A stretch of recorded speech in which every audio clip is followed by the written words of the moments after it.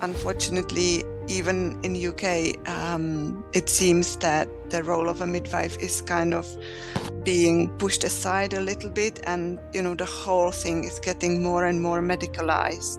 Well, it sounds very similar. Unfortunately, back in my home country, Romania, home births are actually illegal. Mm. So, right.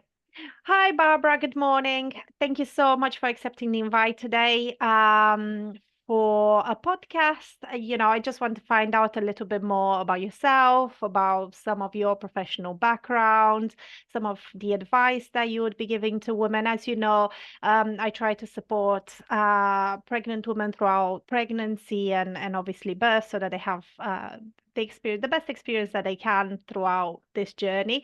So I'm really curious to find out more from yourself around all of this and what you can share with us. So thank you so much again for taking the time and joining me this morning. I'm sure you'll be a really interesting conversation. I'm convinced anyway, and I hope whoever listens to this will also find it as an interesting conversation, as I'm sure I will.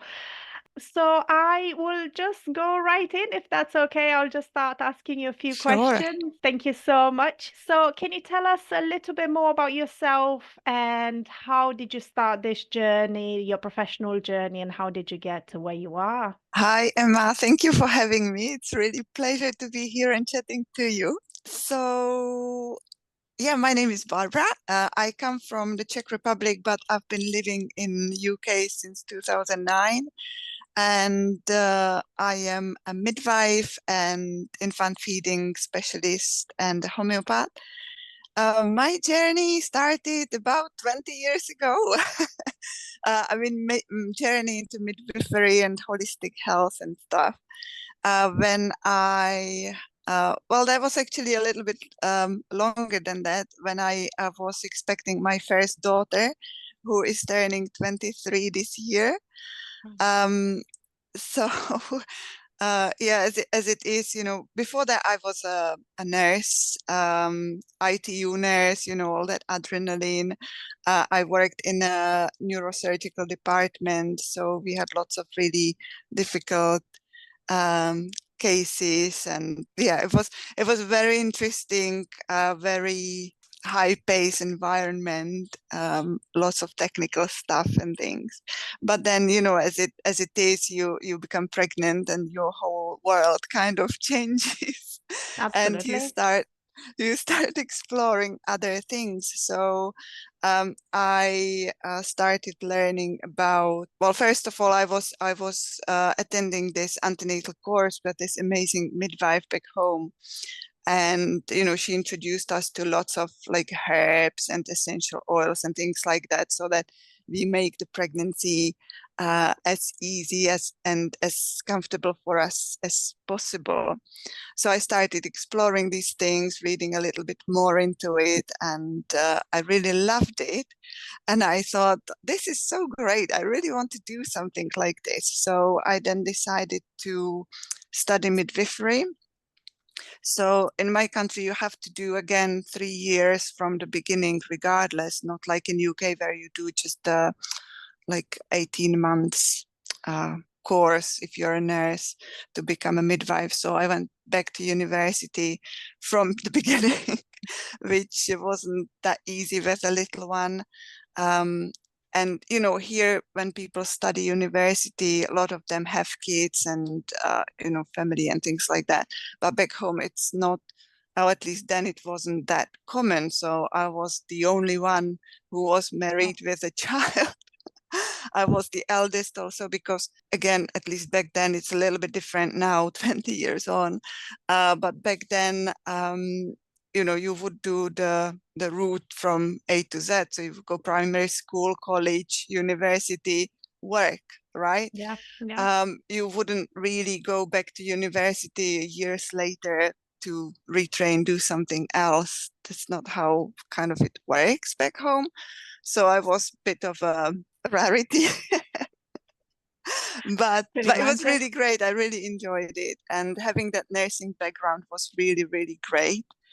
And yeah, that's how my midwifery journey started, and also the journey into holistic health, because not only I learned about the herbs and also homeopathy throughout the antenatal classes, but also our pediatrician then was also a homeopath. So when we had any issues with the kids, she would always ask, do you want homeopathy or do you want regular tablets? So I would always go for homeopathy. So she would prescribe what to take. So that was the beginning of my journey. And as I learned and explored all these things, obviously I used them for the other kids and for myself, for my husband. And we slowly kind of moved away from conventional medicines to herbs and teas and homeopathy and essential oils and all that. And then once we came to UK, carried on with this. And, sometimes when you're interested in these things, you start meeting people who are also interested in these things and it kind of comes to you. So slowly, I did lots of courses on herbs and I studied aromatherapy with Niels Yard and things like that. And I ended up studying homeopathy as well. So yeah, it just over the years, it just comes. Really interesting. So when you came to the UK, were you annually qualified as midwife? I was Or did you have some experience few there? years after school, but I haven't worked as a midwife in a hospital back home. I worked as an independent midwife. Bit long story, but basically they didn't want me in a hospital as a midwife because they knew that I support home birth and kind of alternative ways, which Wow. wasn't something that would be promoted. So yeah, the situation back home is a bit different. It's getting better, but back then definitely home birth wasn't something, well, it's still not something that would be welcomed. It's more or less prohibited. And yeah, so the establishment is pretty much about having the baby in the hospital and there is no other way. And if you are a little bit different or support a bit of a different way, then you are kind of the black sheep. So yeah, I had my second daughter while I was studying midwifery and I had her at home. And obviously the teachers, because my country is small, the cities are small, much smaller than the UK.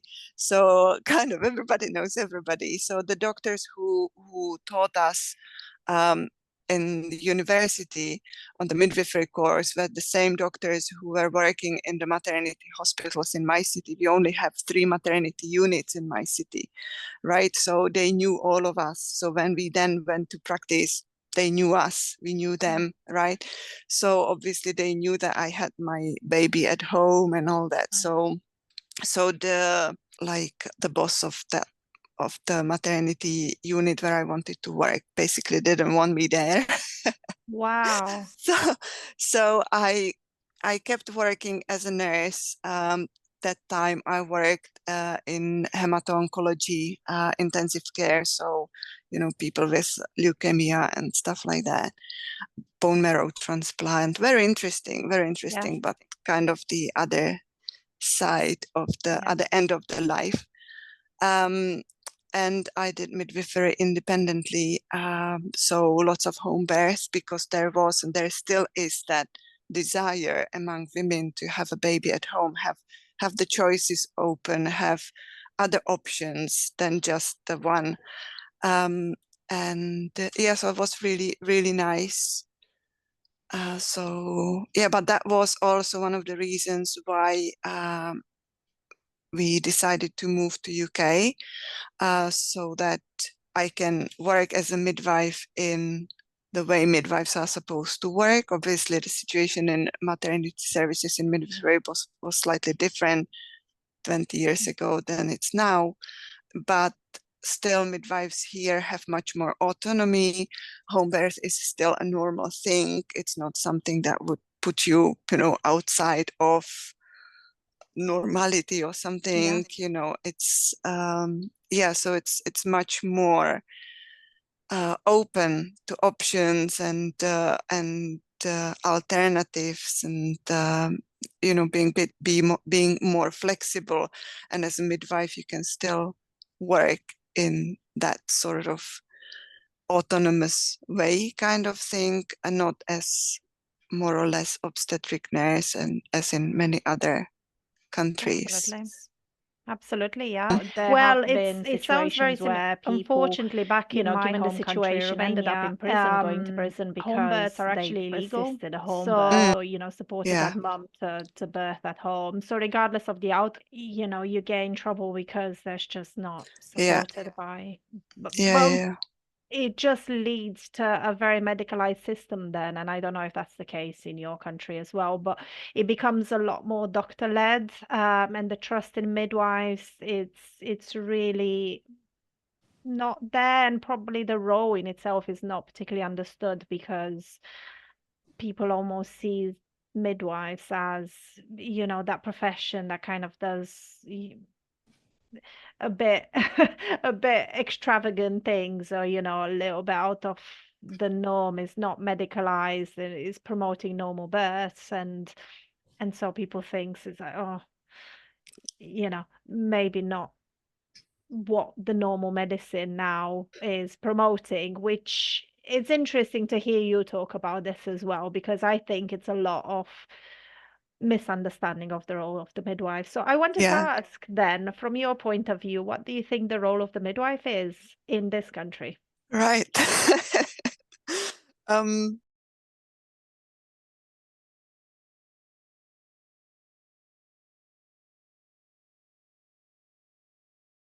I think even in this country, there is a bit of a variation between what the role of midwives is supposed to be and what it actually is. So the role of a midwife is supposed to be supporting women in physiological pregnancy and birth, promoting the health, making sure that they're healthy, that their baby is developing fine, that they are having natural birth as much as possible. And obviously also detecting if things are not going quite to plan, and then referring the women to the doctor or to appropriate service to get more support. So, however, unfortunately, even in UK, it seems that the role of a midwife is kind of being pushed aside a little bit, and the whole thing is getting more and more medicalized, which there are many factors. Obviously, the population as such is getting a little bit sicker than we were how many years ago. It's much more complex. The demographics are very complex as well. The conditions that women have are getting more complex, and it's not just a flu or something. It's much more complicated conditions that can be quite challenging and need a lot of medical input. So it's a bit challenging to say what is actually a role of midwife these days. It's very dynamic, and I feel that things are changing even in this country, even though midwives still have that autonomy and we can still do a lot, we can still support women, but because the whole, let's say, the whole structure is changing a little bit, the whole I suppose the logistics, complexity, yeah, and the the complexity. complexity. Yeah. So I'm in London, and London is very busy place. Lot of we've got lots of people who just come and go. Things are very fast paced, and there's a lot of people here, so the maternity units here are very busy. Lots of births, and you can see in pretty much all units that the health of the women is not getting better. Yeah. It's getting worse. So whereas, and it's really interesting to see because in just that short time I've been in NHS since 2009 till now, which is just about 15 years, right? Yeah. 16 this year. It changed so much, in True. terms of So I worked mainly in birth centers and within home birth teams, community midwifery. So even the amounts of really low risk women who would be kind of predestined to access these services like home birth and birth center are much less these days than they were then, right? To Yeah. find a really low risk woman that would not have any issues is kind of getting difficult, right? Yeah. Yeah. And I don't know, why is that? Is it because the environment we live in? Is it because of the food we eat? Is it because of the lifestyle we have, that we are constantly sitting in offices, on public transport, we're not moving, we're not going out, you know? Is it the age of the pregnant women? Because, you know, women are starting to think about family and planning babies much later in life than they used to. You know, and all sorts of stuff that is in play, that the women are more ill. There is much more infertility issues as well. So all the IVF and things that can carry certain risks with it as well. So yeah, that also means that the guidelines are changing slightly to enable more women to access these originally low-risk services. So they're being now opened to women with certain conditions that are manageable in birth centers or even at home. But, you know, the whole sort of ethos or environment is kind of changing. So it's really interesting to see also in terms of where midwives' role is going, because also midwives are getting, which is actually not necessarily a bad thing, midwives are getting more and more roles and tasks that they can do within their role so that they can support the women better, right? So obviously in hospitals we also have many more midwives than doctors, so then that we can have one-to-one care from the midwife. Doctors cannot do it because, you know, the doctor is there one for the whole ward or something, right? So that's where the midwife is, like, to be with that woman, to support her through whatever she's going through, even if it's, let's say, a low risk pregnancy or birth, and only if, you know, the remit of the midwife's role kind of doesn't reach wherever it needs to reach, or if things get beyond certain point, then the midwife refers to the doctor. But even the role of the midwife is getting more and more technical, with more and more responsibilities that weren't there 15, 20, 40, how many years ago. So yeah, also the technology is different. We have much more technology, how we can, you know, monitor pregnancy, monitor birth, and all that plays a role. Yeah, absolutely. So yeah. Absolutely. And as you're mentioning, there's lots of specialist midwives on the different areas. So I was wondering, I know you're a breastfeeding consultant as well as a tongue tie specialist. How did that happen? What motivated you to do that? And how long did the course take as well? I'm quite curious. Right. So I first became lactation consultant, and I did that first back home when I had my second daughter.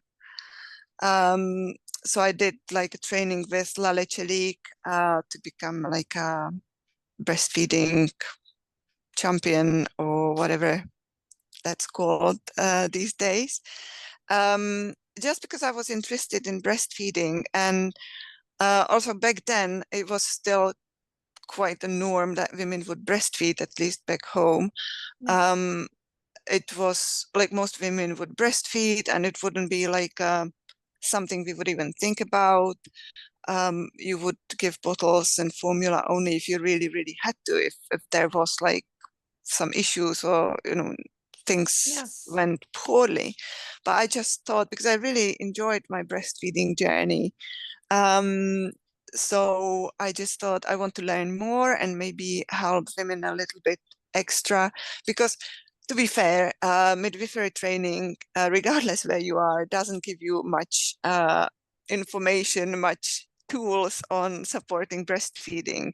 It's about, yes, breast is best, and there are these common concerns, and you can do this, but it's not very practical, and it's very limited how much information you get. So I just felt, especially because I knew that I'm going to be working as independent midwife, I just wanted to have that extra knowledge, more tools in my toolkit to support these women.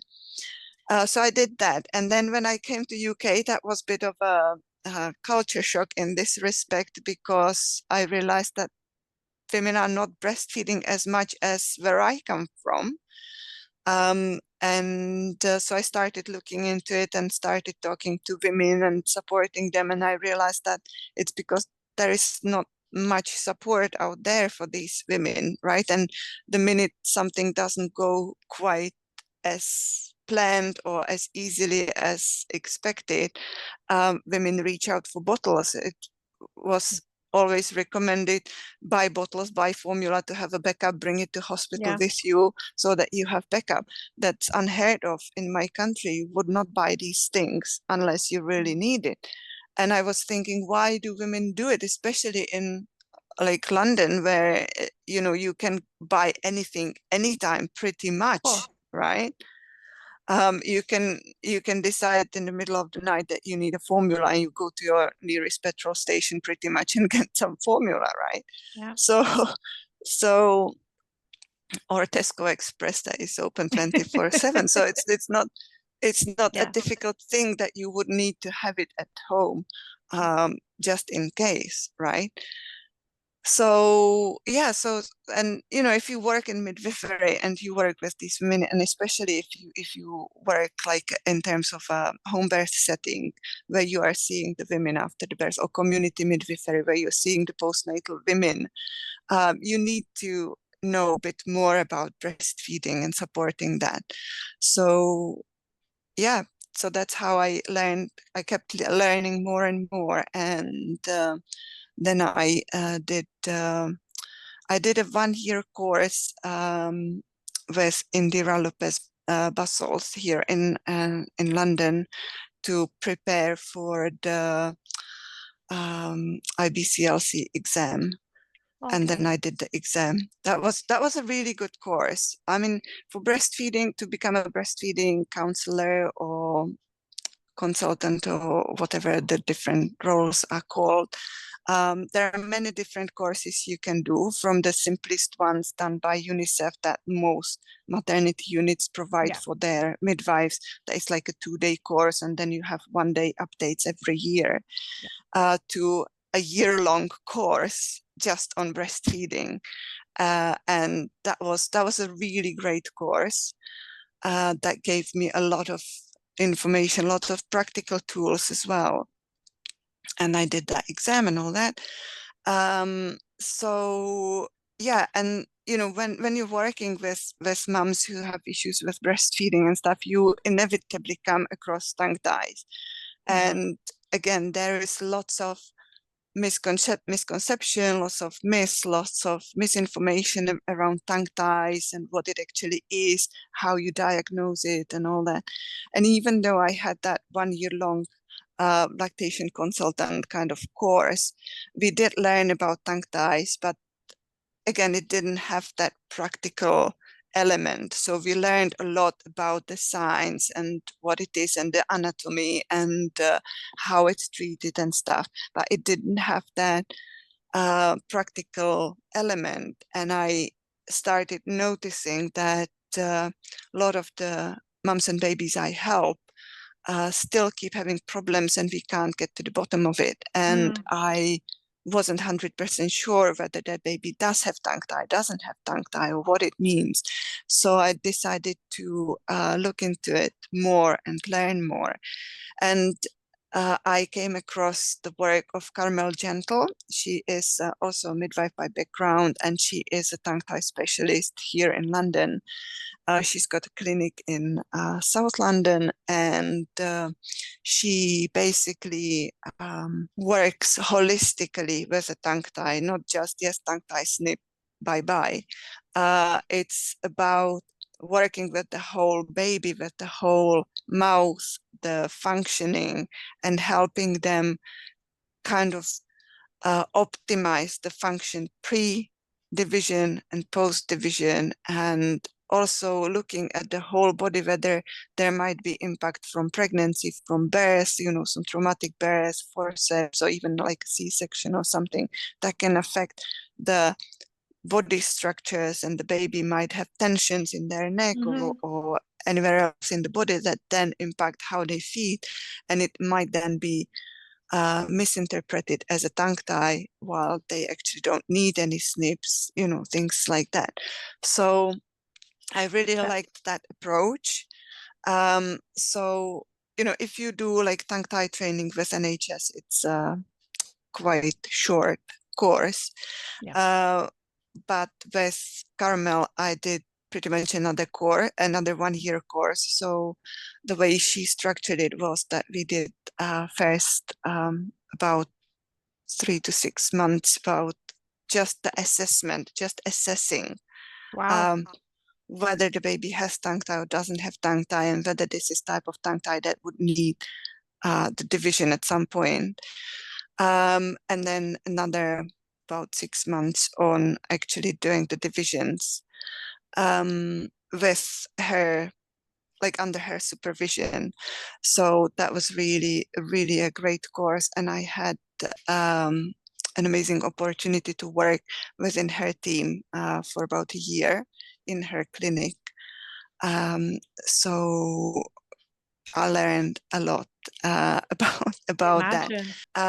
So yeah, that's how I came to it. And also, obviously, you get to these things through your own children as well. So my youngest son actually has a tongue tie, which should have been divided, but obviously when he was born and he had that tongue tie, as many healthcare professionals, I was of the understanding that he's going to grow out of it, which now I know that that's not happening. That's a myth. And I also didn't know to what extent it can affect the baby, right? I thought, again, as many healthcare professionals, that it affects just the feeding. And yes, I was in a horrible pain at the beginning, but you know what? My body got used to it. He compensated and figured out a way of feeding. So basically we were fine in that sense. But only later on I learned that it's not just about feeding, that it can affect the baby on many other levels. So that's why I looked into it more. And now I help parents and babies who have like feeding issues and stuff. I do not do divisions, although I'm trained to do them. First of all, because I feel that there is plenty of services who can do a division, but there is not enough people or services who would support the baby before and after, especially after, in like retraining the tongue, working on the tongue function, because it's not just about snipping the tongue tie, the frenulum. You have to then go through sometimes quite a lengthy process of optimizing the tongue function, basically teaching the tongue how to move, because tongue tie is something that happens in the first trimester of pregnancy when the tongue develops, right? It's not something that happens after the birth. So the baby already is born with some sort of compensation mechanisms in them, a lot of tension in the body, because obviously, although it's a very small part of your body in your mouth, it is attached to lots of muscles through your neck and through fascia to pretty much all your body, right? So it does affect their posture, their tension in their muscles and everywhere. So they're already born with this. And then obviously they have like a survival mode. So they need to feed to survive. So they compensate for that for that restriction. So they figure out a way to get the milk from the breast, or a lot of the times parents kind of go on to bottles because it makes it easier. But the fact that you snip the frenulum doesn't mean that all of a sudden they start moving the tongue as they should and they stop compensating. They've learned something and they've been doing it for however long. So they're gonna keep doing it, right? So you need to work with that tongue.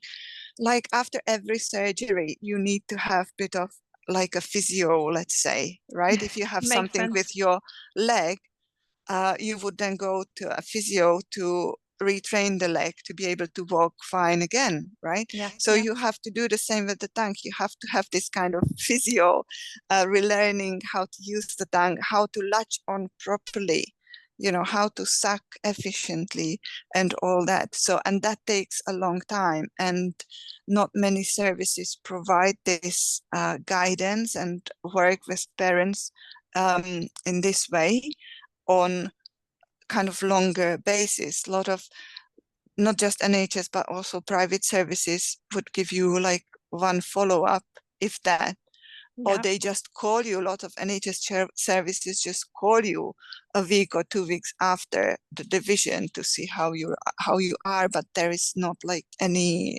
ongoing support.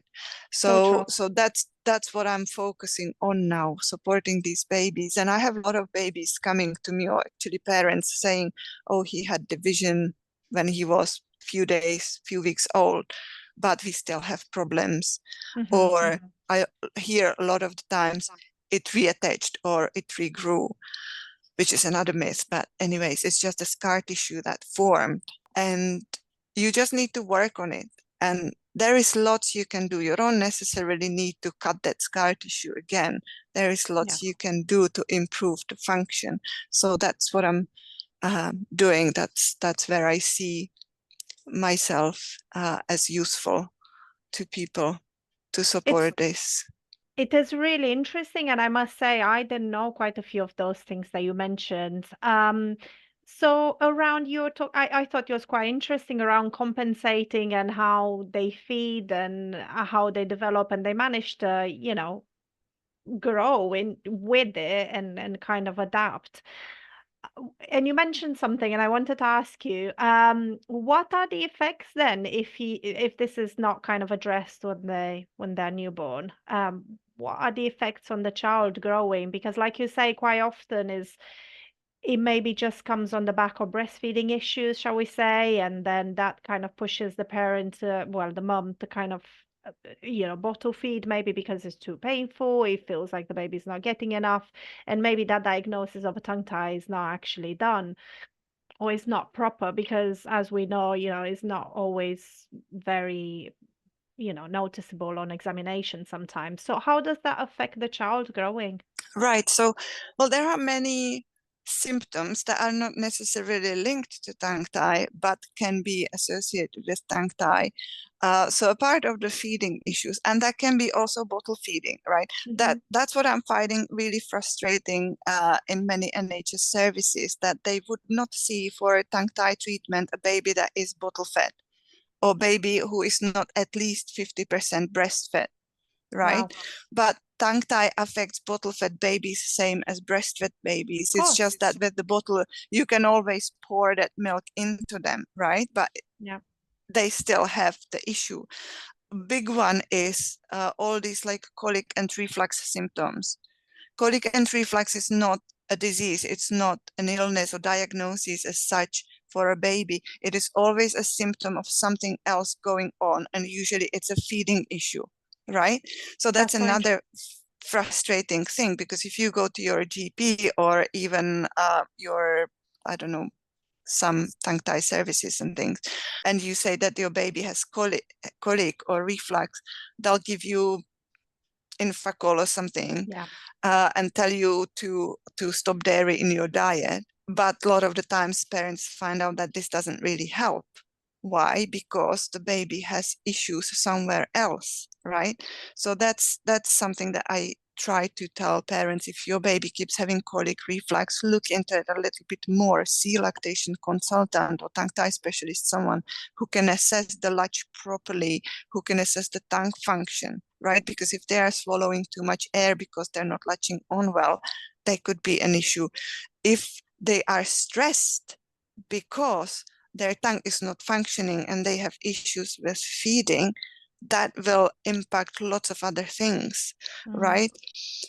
Not just in terms of digestion, that can lead to colic and all that, but also in terms of their whole body, because stress increases tension in the body, and that can then increase issues with feeding, and you're kind of in a vicious circle. So those are big ones. Another thing that I'm seeing quite often is that parents say, he wouldn't do tummy time. He screams in tummy time, or he hates being on their back, or they hate being in a car seat. They scream because they are uncomfortable, because there is some tension, some restriction in their body, which can be linked to tongue tie. It could be something else. It could be simply that the baby had a forceps delivery and something is pulled somewhere in their neck or skull or whatever that creates this. But again, it's something to look into. Another one is sleep issues, right? A lot of these babies would not sleep if you put them down. They just sleep on somebody, contact sleeping, right? So many. So many, yeah, contact sleeping and very, very short sleeping. They need to feed like every half an hour, every hour, right? Which can be normal when you have like a 3, 4, 5-day-old baby as the milk is coming in. But if you have a 6-week, 8-week, 3-month-old baby, they should be sleeping some reasonable chunks. They should have, those feeding times and awake times during the day, things like that, but not be feeding every hour for like few minutes or something. Or the other thing is that they feed for hours on end without a break. That is also a sign that there is something going on with feeding, which could be tongue tie, but it could be something else as well. But you need to look into it, because if their suck and if their latch and suction is not efficient, they might not be able to get enough milk from the breast. So they get just enough, and because they're compensating, they're using other structures. They get tired too soon, and they fall asleep without finishing the feed. They might have gotten just enough to fall asleep at that point in time, but in half an hour, they perk up and they're still hungry, so they need to eat again, right? Or they just keep going on the breast because they can't get enough. On mom's side, this can lead to issues with supply, recurrent blocked ducts, recurrent mastitis, all these things, because the baby is not draining the breast properly. A lot of issues actually for these babies come up around the sort of 3 months mark, because initially, although we do still have that demand supply, initially we also have quite high, let's say, hormonal push for the milk supply and the let down and all that. But around the sort of 3 months mark, this kind of switches. Yeah, the switch is obviously gradual, but around the 12 weeks, 3 months mark, it starts becoming a little bit more of a problem if the latch and suction is not good, that the baby starts struggling and mom's supply starts struggling. So true. Because at that point, the hormones kind of drop really low, and it really relies on the demand supply. And if the demand is not efficient enough, then you start having problems. So I'm seeing a lot of babies around that time or after that time. So that's that. Obviously, mom, we talked about it. It's the blocked ducts and all those things, milk blisters, the pain, the nipples can be quite sore and And they quite that's right. And they quite often they just say that that's the time, like my milk dried out. I just don't make enough milk anymore. Exactly.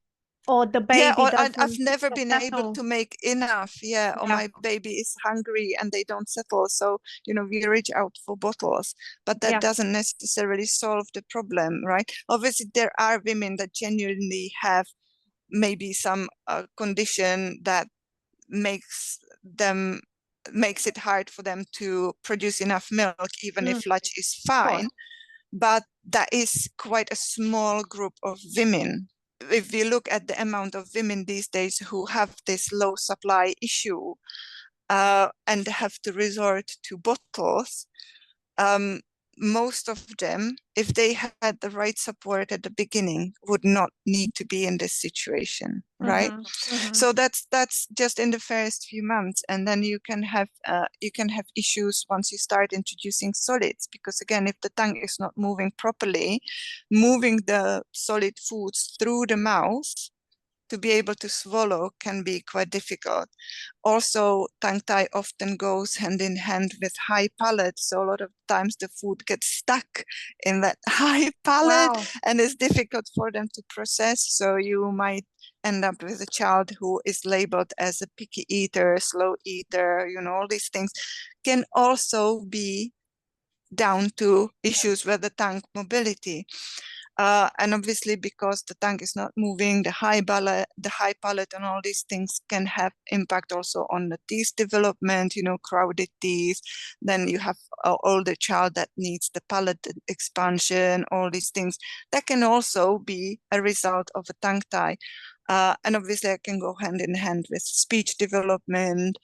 And because through fascia, everything in the body is connected from top of our head to our toes on our feet, it can also impact posture. It can impact how the child walks, having feet like pointing inwards rather than that way, flat feet. Later on in life, you could have recurrent migraines, a backache, neck ache, just because of that, right? That's so interesting. And obviously the digestion issues because of the impact on Not the chewing gut. properly, and yeah. Exactly. Big thing is open mouth breathing.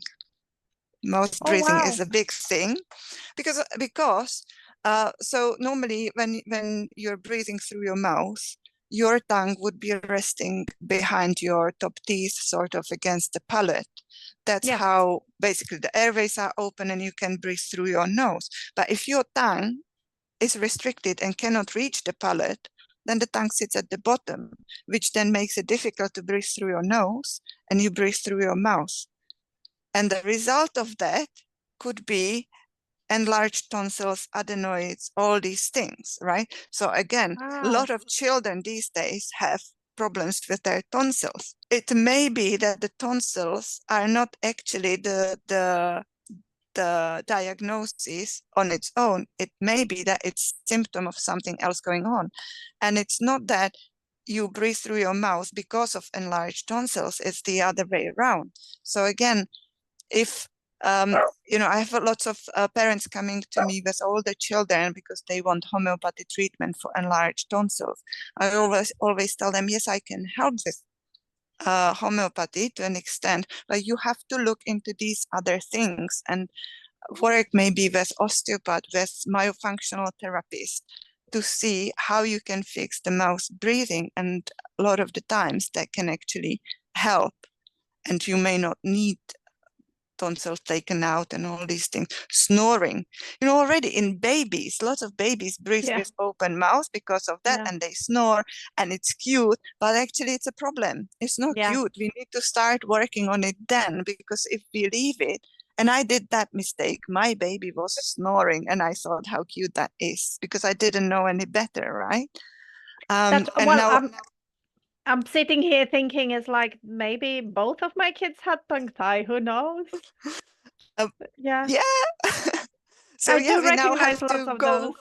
Yeah, we now have to work on the mouth breathing quite a lot. And it's not as easy when the child is already like 6 years old, right? To redo these things. It is doable, but it's much harder, takes much more time than when the child is a few weeks old, right? And also with that, there is a research coming out in recent years that links mouth breathing, the stress levels in the body, because mouth breathing increases the stress levels in the body as well, cortisol and all these things. And it seems that there might be a link with conditions like ADHD as well because of Wow. that. Wow. Really interesting. So it really is something that we need to look into and think about it a little bit more Sorry. than just, we need to look into it beyond breastfeeding basically and bottle feeding, right? And we Absolutely. acknowledge that it affects bottle fed babies as well. We can't say, oh, baby's bottle fed, they're putting on weight. That's okay, right? Yeah. Because Yeah. there can be implications down the line. But yeah, unfortunately, this is something that is not so widely acknowledged as yet. Mhm. It's only just becoming more and more, you know, the awareness is just only increasing slowly in the past few years. Absolutely, yeah. And it's sad also that through NHS you really don't get this level of support at all. No. You are saying, you know, best scenarios that it gets diagnosed and it gets snipped, but beyond that is very little knowledge and awareness as Yeah. well, in terms of an impact.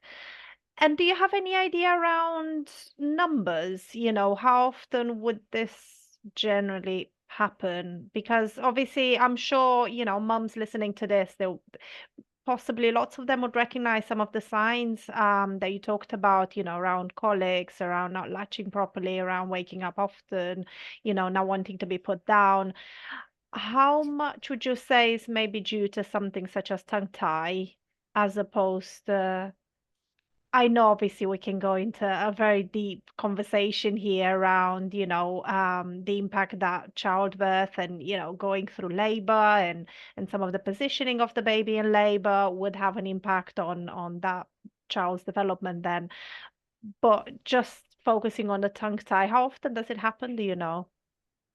Right. So that's a very tricky question, It is, I because know. the statistics are very varied, I would say, depending on where you look. Because the problem is that we don't really look at it from the holistic perspective, right? Mm, If there is a feeding issue, and the parents go down the line of lactation consultant, tongue tie specialist, oftentimes you get to like a tongue tie person, and whatever they see in the tongue is tongue tie, they snip it, carry hmm on, right? Without exploring what else is going on for that baby. yeah. So from like, I think Alison Hazelbacher, she's one of the, let's say, main figures in the tongue tie world. She developed one of the most commonly used assessment tool for tongue ties and all that. And according to her, there is only about 3 to 5% of babies who have true tongue tie that needs Okay. to be snipped, Right. right? Which sounds like a small number if you look at how 1 in many, 20, not that small. yeah, but if you look at how many babies actually do get the snip, Mm-hmm, right? mm-hmm, mm-hmm. So the question is, do all babies that get snip need the snip in the Yeah. first place? Or would they just need a bit of body work, bit of like training of the tongue, things like that? Because a massive thing is the whole birth process and everything, right? And in terms of, for example, C-section rates going up quite significantly, Yeah. C-section can be a contributing factor for tongue mobility, right? Regardless of tongue tie, these babies might not have tongue tie, but they're still affected. Their tongue function is still affected because when they come through C-section, the vaginal birth has its purpose. It's not just, okay, the baby comes out this way or that way, it doesn't matter. There is a reason why the babies are meant to come out vaginally. And even though it's not very pleasant for us as mothers, and it's probably quite tough for the baby as well to be born, be squeezed out through that narrow tunnel and, being kind of compressed with the contractions. But that kind of massaging of that baby, molding their body through that process of being born is an important mechanism that they're supposed to be going through. It helps to mold their structures, right? Because they are in the womb in kind of still position. They haven't been really, I mean, they are moving, but it's not the same thing, right? Yeah. Yeah. So they are supposed to be massaged and molded and, their muscles kind of energized with these contractions being born. But if they're born through C-section, they bypass this, right? And being born by C-section is a very rapid change of situation, right? 1 minute I'm in there, next minute I'm here, like what the hell is going on, right? Yeah. So they are often born in a state of shock, like, what just happened? Yeah. Right? True. And that state of shock can cause lots of tension in their body. Like, it Yeah. also increases their stress reactions. The birth through vagina kind of prepares them. It's like a transition. Something is happening, something is changing, right? So it's like a relatively slow transition from one Yeah, world to exactly. another, Yeah. right? Yeah. And there's lots going on in the baby on the physiological level and anatomical level when they're being born, which they miss when they are born by C-section. So that's one aspect. And that in itself can impact their tongue function, right? And these babies don't need any snip. They just need a bit of craniosacral therapy, osteopathy, physio, massage, something like that to help them release those tensions and readjust their bodies, right? So interesting. Yeah. And that in itself can help. But if you have this baby and you bring it to like a tongue tie practitioner, you will see that frenulum in the mouth. The frenulum is part of the mouth anatomy. Yeah, it's not all frenulums are tongue ties, right? But if you come to a tongue tie practitioner who will see the frenulum, and mom has issues with feeding, painful nipples, whatnot, baby maybe not putting on weight or having colic or whatever, they will snip it, right? Without looking around. And again, after they snip it, what then? Yeah. Is somebody going to work on the tongue function? Is somebody going to tell the parents how to work on the tongue function? Is somebody going to do some massage on the baby? Are the parents instructed to take the baby to an osteopath or something? That is also a bit of a clash I can notice in NHS service. Lots of private tongue tie practitioners will tell the parents go to an osteopath or something. But there seems to be a big divide between NHS and complementary therapies. It's like them and us, right? It is also expensive, for some of the parents. I mean, it can be because it's not it can be, necessarily. yes. Yes, I mean, Yeah. there are some low-cost services, at least here in London, we have amazing one. But again, not everybody can access it because there is only limited availability, Of course. obviously. You have to travel, and it would be great if that was something offered on NHS, but we probably would need to wait for it for a few years. But NHS has physios, so maybe the physios can help in some way. Yeah, I don't know much about physios, if they're trained in working with babies or, in this way. But it is a missing piece in the puzzle, basically. It really is, yeah. Because, if you don't have that physio after the surgery, it's not gonna heal in the right way. The tongue function is not gonna improve, and the whole thing is not gonna change, right? So back to the numbers, it's really difficult to say how many babies really have tongue tie that needs to be divided, and how many babies actually don't need any division and it was unnecessary treatment. right? Absolutely. So It's so interesting, so interesting. So I suppose from your point of view, I get asked this a lot from some of the mums who have had a baby in the last few weeks. What would you say to someone who would say, "Oh, I think my baby has colics because they're just crying all the time and I don't know how to console them." That I mean, I know it's a normal, in a way, it's a normal part, isn't it? Quite often, lots of babies would do this, but how can you actually support them, and what would you say? yeah, I mean, yes, reflux especially can be normal in some babies, right? Because they're born with still not quite developed gut, and it needs some time to keep developing, get stronger, and all that. So a lot of babies can have a bit of reflux as like a normal part of their development.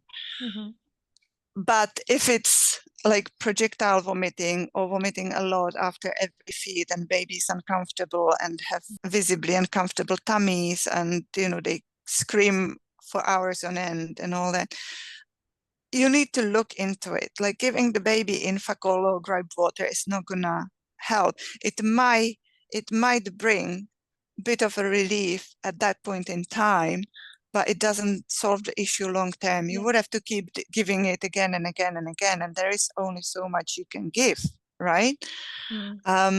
So I always tell parents, ideally start looking into breastfeeding and all that before the baby is born.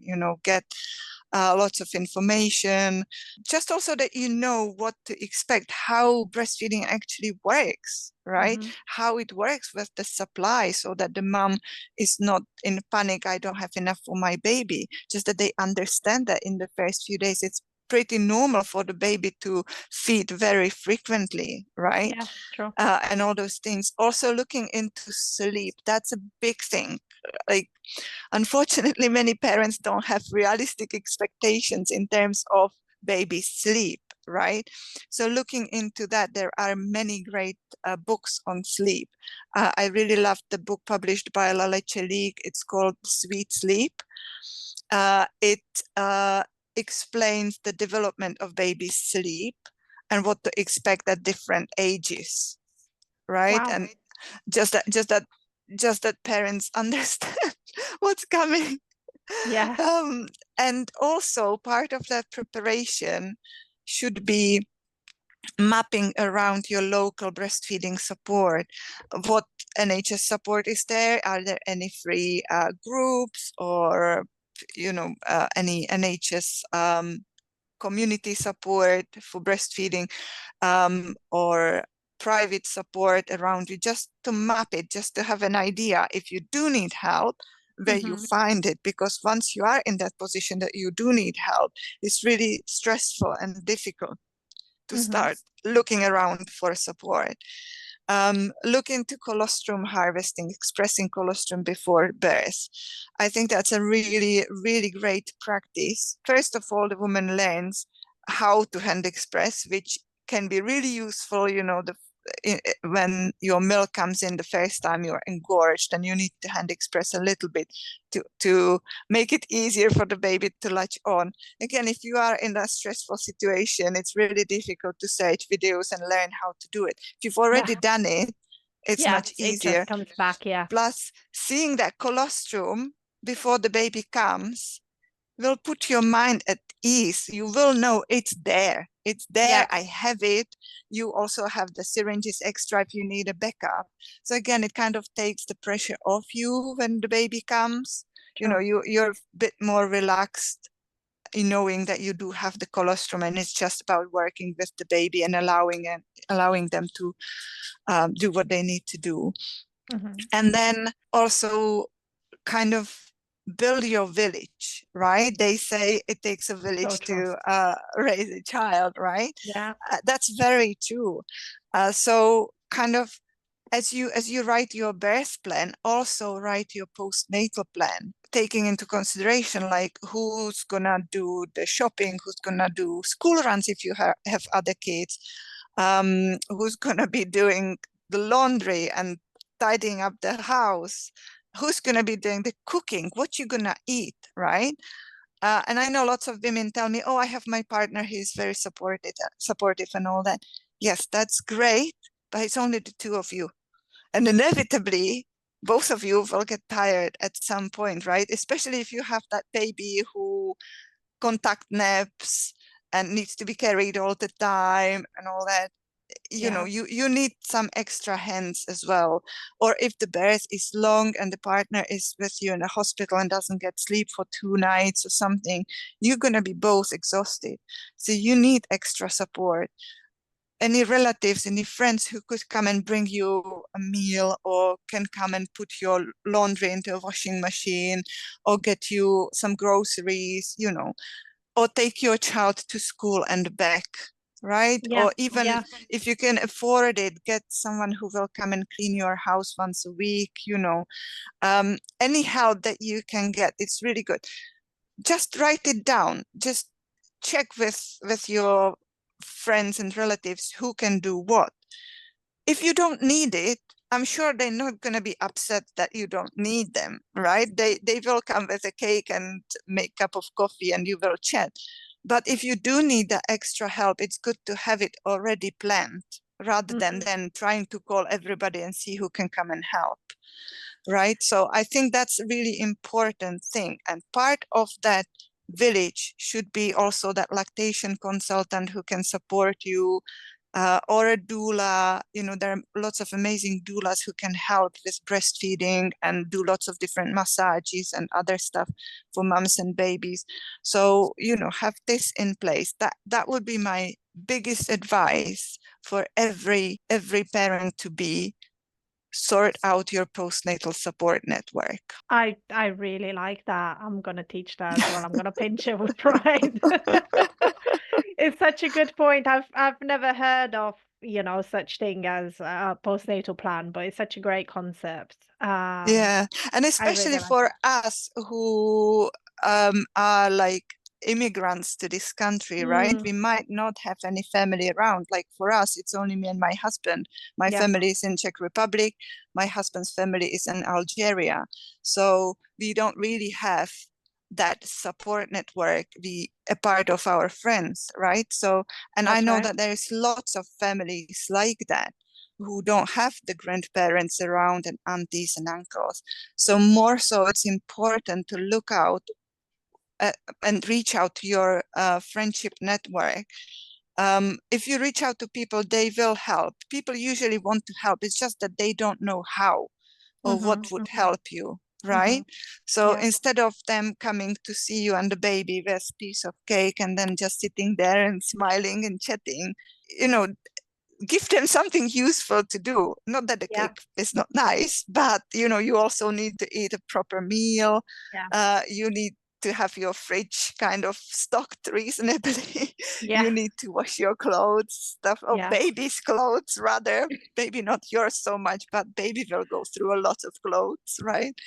So yeah, thinking True. about these things and planning it in advance can be really life-saving. Yeah, absolutely. Absolutely. Yeah, it's such a good point. So I wanted to ask you a little bit more about your homeopath like journey. First of all, just wanted to ask you, how long did it take? I know you mentioned it at the start, but how long is the course in itself? Right. So the courses are usually 2 to 4 years. It depends. So Wow. if you do like it's usually called something like fast track course, which is very intense. They condense the 4 years into 2 years. You can do that. I've done the 4 year course because with family, with 4 kids and Of course. full-time job and all that, I just couldn't. Yeah. Even that was really, really challenging. And I had times where I thought, no, I'm gonna quit. I can't do this. It's just too much. It's very intensive training because you have to do all the lectures. There is lots of like homework and written assignments you have to do, because most of the courses, if you want to be a licensed practitioner, a homeopath, are pretty much on like a degree level. It's just that and it used to be taught at a degree level. It's just a few years ago, somebody decided that we don't need degree in homeopathy. So it was kind of taken off the degree pathways, but the level of what you need to do is still the same, right? Yeah. So Which is there's a lots shame, of really, because it it almost is makes it sound as it's not you paid worthwhile. pretty much the same amount of money anyway, Yeah. right? But it's through the eyes of the public, you know what I mean? Because when Yeah, you say I do have a degree in this is one thing to the normal year, do you know what I mean? Someone who doesn't understand it. yeah, Whilst if we say I've just done this course, they might be thinking is not as relevant as it is. yeah, absolutely, absolutely. So yeah, you also have to do lots of supervision sessions where Mm-hmm. you bring your own cases and discuss them with your supervisor. Like, they guide you whether you are um, kind of prescribing in the right way, or Oh, okay. what would be a better way, things like that. We had a lots of clinics that we had to attend. That's like compulsory. It counts into your hours. And you can't graduate if you don't have all these hours in. The clinics were mostly online. So again, it's different courses. Some courses you can do in person, some courses you can do online. Again, I chose the online option just because, with a midwifery job, Yeah. it's kind of hard to schedule Yeah, I bet. sometimes. And especially if you do something like home birth, kind of difficult to predict sometimes. Yeah. Um, so the clinics were also online. So at certain time you have to be online and you see the patient online. And again, it's you and the patient and the tutor or supervisor. So yeah, it was quite full on, a lot of stuff to Sounds go like it. through, and but it was very interesting, very fascinating. Yeah, and I'm glad I've done it. Oh, I'm I'm glad I sure didn't it's quit. of course, I don't think anyone is really regretting the work done, isn't it? Is maybe at Yeah, that time, at that moment in time, you think, oh, this is so hard. But once you've achieved it, quite often the hardest it is, the more you actually acknowledge it and feel proud about yeah, it, yeah, isn't yeah, it? yeah. So I wanted to ask you then, from this point of view, because obviously we're aware of the traditional medicine, shall I say, but some of the things that maybe you have suggestions from a homeopath point of view in pregnancy, and I was just wondering, in regards to maybe back pain, things like that, what would you normally advise in terms of, pain in pregnancy, which we know happens? Such as Right. back pain, sciatica, SPD, that kind of Yeah, thing. yeah. So for all these pains, back pain, sciatica, SPD, all these like musculoskeletal Mm. pains and aches, I would always suggest that the woman sees osteopath or physio. Hmm.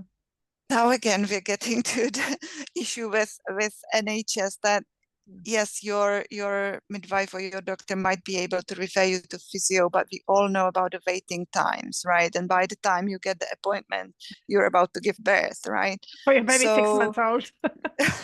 yeah, so sometimes we still do need to look into the private sector, and I know it can be pricey, but if you can afford it, I would definitely suggest to look into these options. I had quite bad SPD in my last pregnancy, and I did go to see osteopath. I did go quite early, from around maybe like 20 weeks. Wow. Well, it was my fourth, and I was around 40, so Yeah. the body kind of Yeah. takes the toll, and it progressively Yeah. is harder and harder on the body. So yeah, I did go to see an osteopath, and I was seeing her quite regularly, and that kind of made all the difference. I was able to move pretty much normally without much pain until the end of my pregnancy. Wow. So I really do recommend that women consider this option. What is also important is regular movement, right? Go for a walk every day. Walking is one of the best exercises for pregnant women, and it can help with lots of aches and pains. Or swimming. Swimming is amazing. So if the woman likes swimming, go swimming, right? Because that, first of all, especially in the later stages of pregnancy, the water buoyancy kind of takes off that heaviness. Yeah. A lot of Yeah. it. You feel much lighter. It's much easier to move. And it's really great exercise for all the muscles, for the whole body. So it can really help with all these pains and aches. So yeah, exercise, other great exercises, pregnancy yoga or Pilates, really, really good, right? And that can be cheaper than seeing an osteopath. Yeah. Right? I mean, you can find lots of videos on YouTube as well, which is free.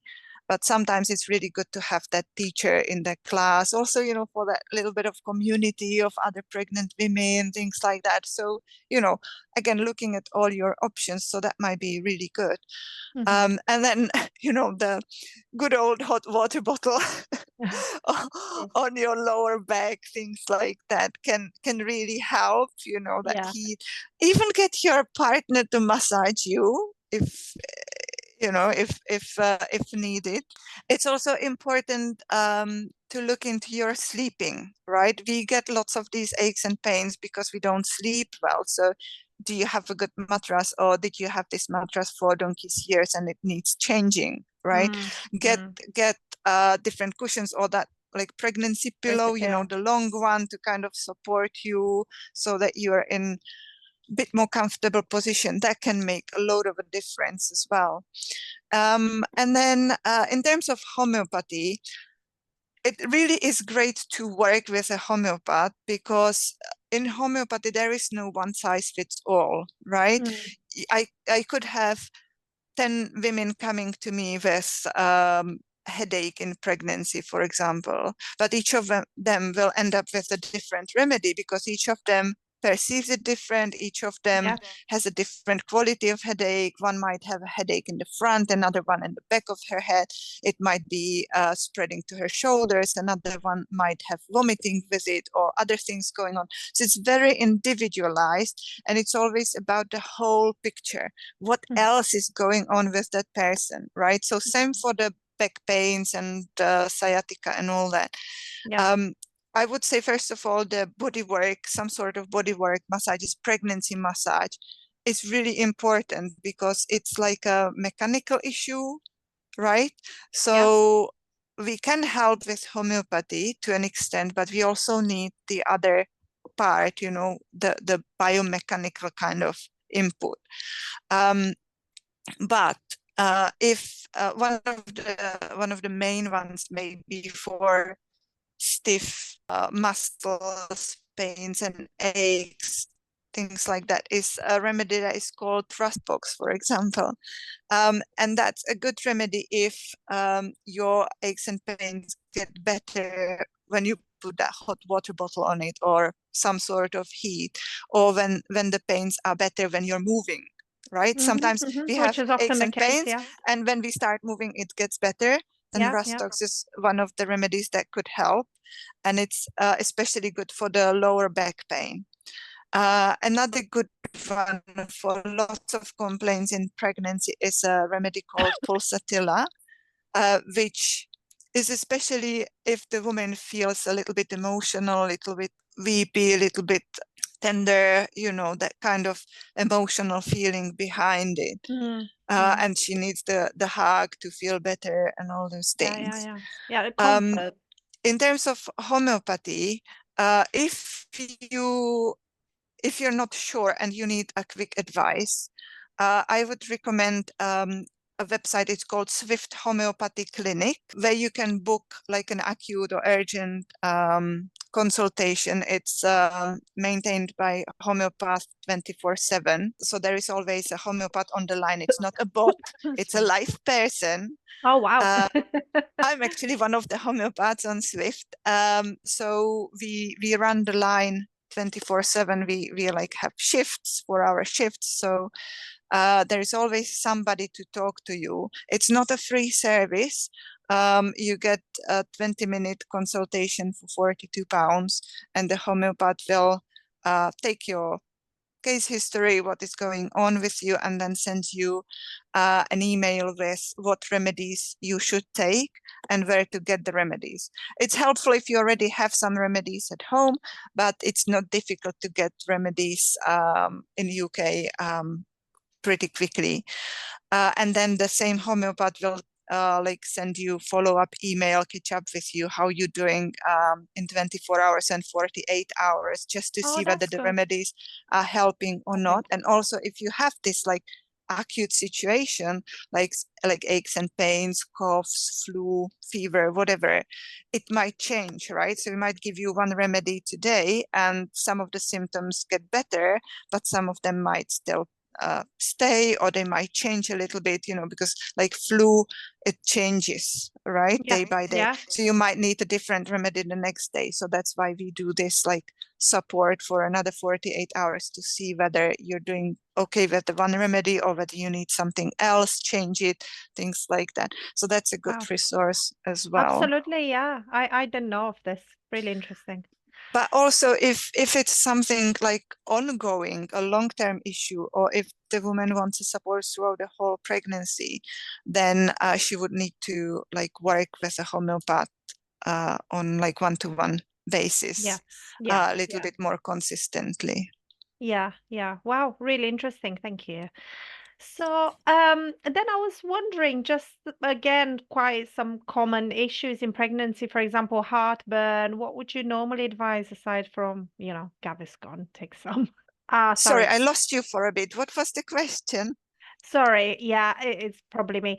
I was just wondering, in regards to things like heartburn in pregnancy, which lots of women suffer from, what would you normally advise aside from, the Gaviscon or the normal medication that they will tell you to take? Right. Well, it kind of depends when in pregnancy it is. If it's like the early pregnancy, then yes, the Gaviscons and stuff might help because it might be the acid issue. But if it's like later on in pregnancy, then antacids like that might not do much of a difference, because then it becomes more mechanical than acid issue, because, you know, as the baby and uterus grows, it kind of pushes against the stomach, making it smaller. So, and that causes the heartburn, the acid reflux, right? So at that point in time, it's better to eat little so that you don't overfill your stomach, but maybe a bit more regularly, maybe every 3 hours or something, have something small that might kind of help reduce the sensations as well. And then, you know, all the usual stuff, like, again, it kind of depends. For everybody work different things, but it could be ginger. Some women really like ginger cookies, or ginger, like sucking on ginger, or having like a ginger tea, for example. For other women, milk works, drinking a glass of milk or something. For other women, and what worked for me in pregnancy was having a warm water with lemon juice in it.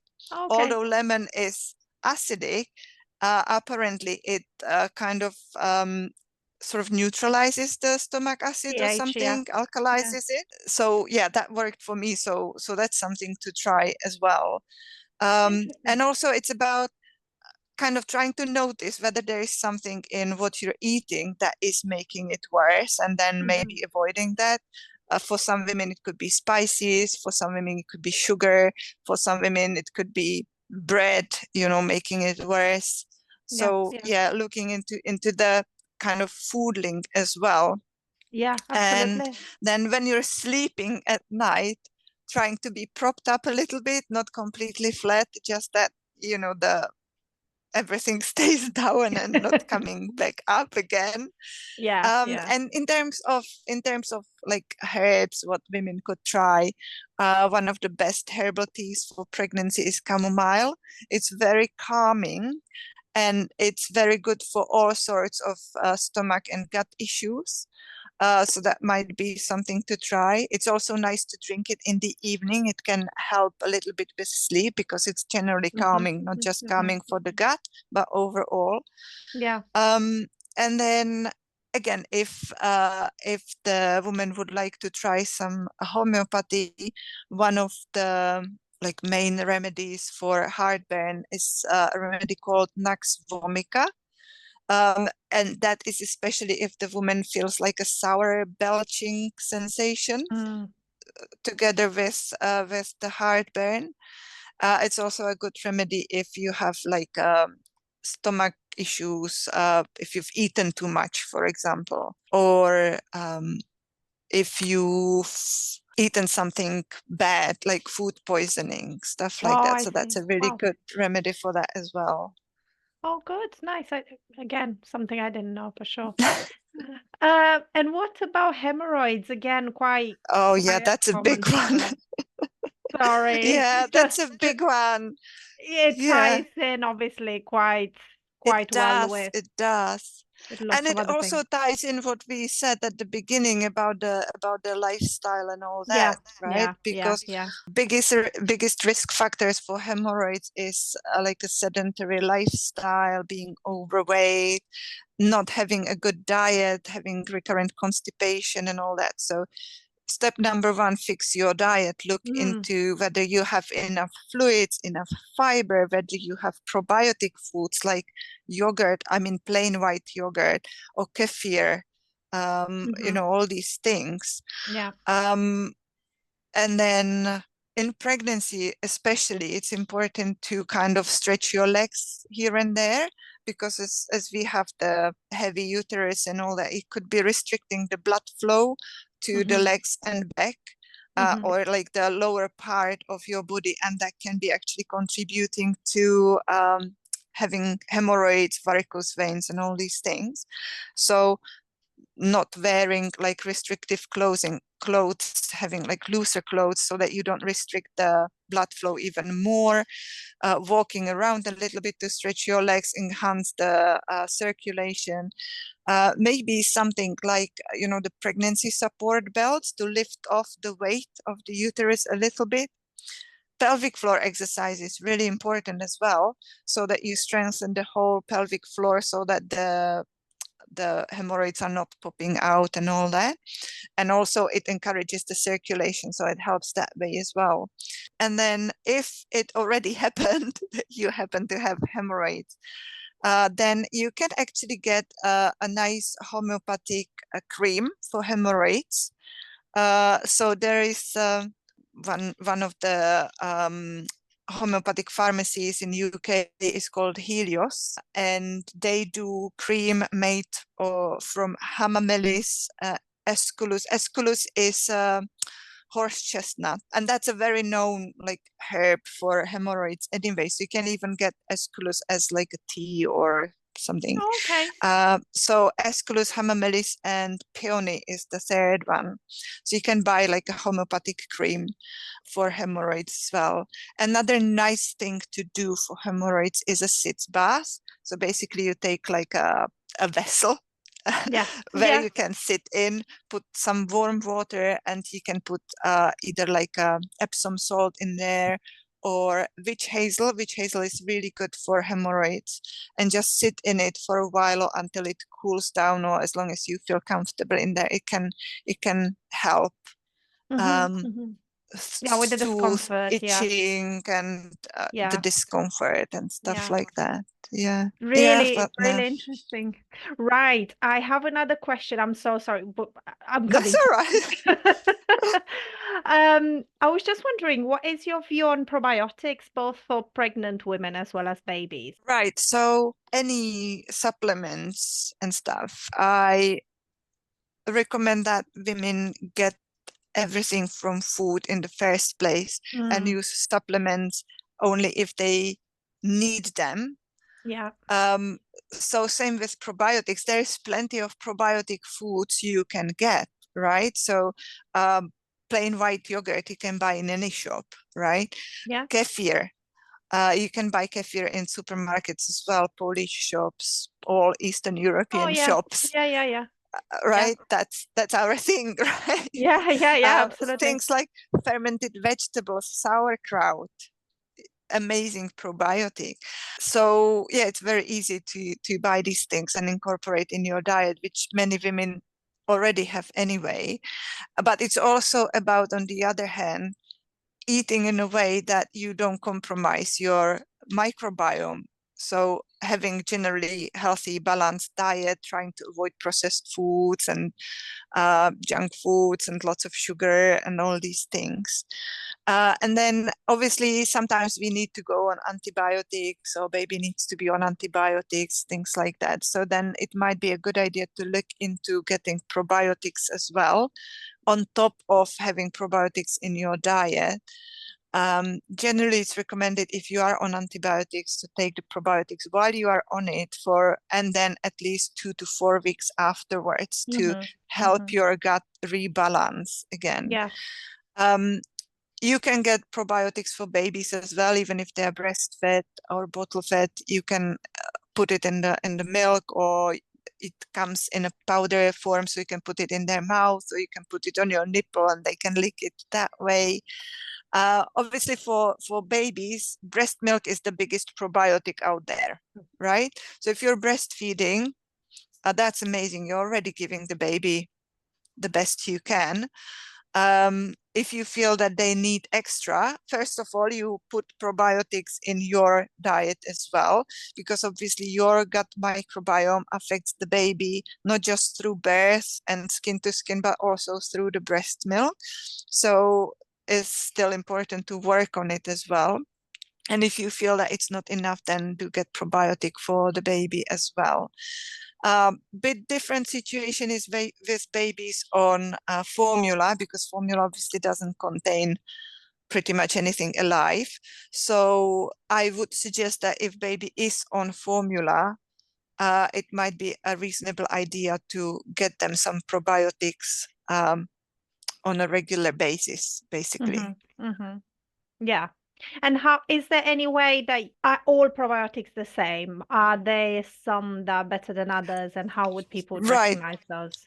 So there are different brands out there. I don't know if you are allowed to mention any brands in Well, this it's video. fine. You can. That's absolutely fine. You can mention. But the most common brands that I tend to recommend, or that people tend to get, is Optibac or Biokult, and there is also a good one by BioGaia. They also do vitamin D with probiotics for babies. It comes in drops, so babies are supposed to be getting vitamin D anyway. Yeah. Especially if they're not on formula, because formula is already fortified. Yeah. They need to be at least on half a liter of formula a day. So if you're meant to be giving vitamin D anyway, and you need to give probiotics as well, then this is a good He already has option. it in. And they do have a specific probiotic product for babies, right? So it doesn't matter which brand you choose, it should be for babies. Yeah, yeah. Oh, that's easy enough. Yeah. Yeah. Thank you. Yeah. Right. Last question. I was just wondering, but it's a bit complex, sorry. I was just wondering Which questions wasn't complex today? I know, I'm so sorry. But it's been really interesting. I was just wondering, from your point of view, what would help going through labor and birth in an easier way? What can someone do throughout pregnancy? Maybe, for example, teas or things that they can eat to kind of support the uterus in working a bit more efficiently, and also essentially just helping mum to get through labor a bit easier. Right. So yeah, it starts from beginning of pregnancy with nutrition, right? Yeah. Your body needs to be well nourished to work properly in labor, right? So good nutrition throughout pregnancy, hydration, exercise, so that your body is healthy and fit. And then another good tea for pregnancy, we already talked about the chamomile tea. Another good one for pregnancy is a nettle tea, stinging nettles, those that you touch and it gives you rash. Yeah. It's a really good herbal tea that supports your liver and your kidneys. It is a mild diuretic, so it can make you pee a little bit more than you already are, but in pregnancy you pee a lot anyways. So it won't be that much of a difference. Yeah. And it also is very nutritive. It can support your iron levels and all sorts of these little things. So it's quite good to drink that throughout pregnancy. And then towards the end, in like third trimester, maybe from somewhere around 30 to 34 weeks, you can start drinking raspberry leaf tea. That's a very well-known one. A myth is that it induces labor. It doesn't induce labor. It is a uterine tonic, so it helps uterus work more efficiently, and it also supports iron levels. So it's a quite nice one at the end of pregnancy, and you can combine them. You can mix your nettle and raspberry leaf together. It's perfectly fine. It's good to build up, to start with 1 cup a day and build to 2 cups and then 3 cups in the last few weeks. So that's a good one as well. And then part of the preparation for birth, I do recommend, again, seeing the osteopath just to check, your body, your pelvis, if there are any misalignments and all that, just to allow the baby to slip into the right position, things like that, that can really help. And also women can look into the spinning babies. That's website, spinning babies. And basically it's like a exercise program to, again, encourage the baby into an optimal position for birth. It can help turn baby from back to back to the front position. It can help babies turn from breech to head down position as well. So they have lots of little different exercises. So it's something to explore as well in the third trimester. It might be a good idea to consider some antenatal class, looking into hypnobirthing, all these things. Mindset is a big thing for birth, right? Yeah. If you have any fears, any worries, any anxieties around birth, try to work on it beforehand, right? Because these things can kind of impact the birth process. Because if you're scared, if you have any anxiety, it can kind of prevent your body even to go into labor. Yeah. Right? The mind-body connection is massive. And we know from the animal world that if the mother mammal is not feeling safe, if she feels there are some predators around, her labor will stop right in the middle of it until she feels safe again. True. And in this respect, we are not different to these, our primal instincts are very same to to other mammals, really. So that's a really important thing to work through. And more so if you've had the baby before and you had some traumatic experience, it's really important to work through it before you have your next baby. Absolutely. It influences us so much, isn't it? It does. If you can afford it, it's a really good idea to consider having a doula who can support you through birth, before and after as well. I know that most women would have their birth partner, but the doula is kind of like an additional support for both of them, and it can really be really helpful to have someone else, it's like the third, like the second opinion, if you like, or like in midwifery we have this fresh eye kind of thing, right? So similar to that, because doula is someone outside of your bubble. Obviously they do get that relationship with you, you have the relationship with them, but it's still different. They can have that like overview of the situation, and if you're in labor and things get a little bit emotional or stressful or whatever, the doula can still have that like more rational view, or not having that, let's say, bit of a distance from it, to be able to support you, give you a guidance, and calm the whole situation down. Doulas have lots of information, lots of resources, so they can help you research different issues that might be arising, questions around inductions and all sorts of other stuff. So that might be a useful resource, useful support to have. And then Another thing to consider might be acupuncture. Again, acupuncture can help your body get ready for birth. Not that it induces labor again, although there might be some points that can like help kickstart it, but they can also work with you on a little bit more regular basis, help your body kind of get to where it needs to be. Interesting. Tell me, how can people who have listened and maybe they want to work with you, they want to get in touch with you, what would be the best way to reach out? Right. So either I have a website, so people can go on my website to see what I do. It's very simple, www.barbarahanashova.com. And with the same name, they will find me on Instagram and can follow me on Instagram as well. Excellent. And do you only work face-to-face in London, or do you provide anything online, any advice? You mentioned the homeopathy website. Yeah. So I do face-to-face mostly for the like midwifery stuff, the antenatal, postnatal care, the infant feeding, because you do need to physically work with that person. Although I do have like a midwife coaching program online where I work with the women throughout the pregnancy. We just meet online so they can live anywhere really. And it's more about getting that additional support, talking through everything that's coming up through pregnancy, diet through pregnancy, exercise, any aches and pains. And if they need any homeopathic remedies, I send them the remedies if they live in UK, or tell them what remedies to get and where, suggesting herbs, all these things.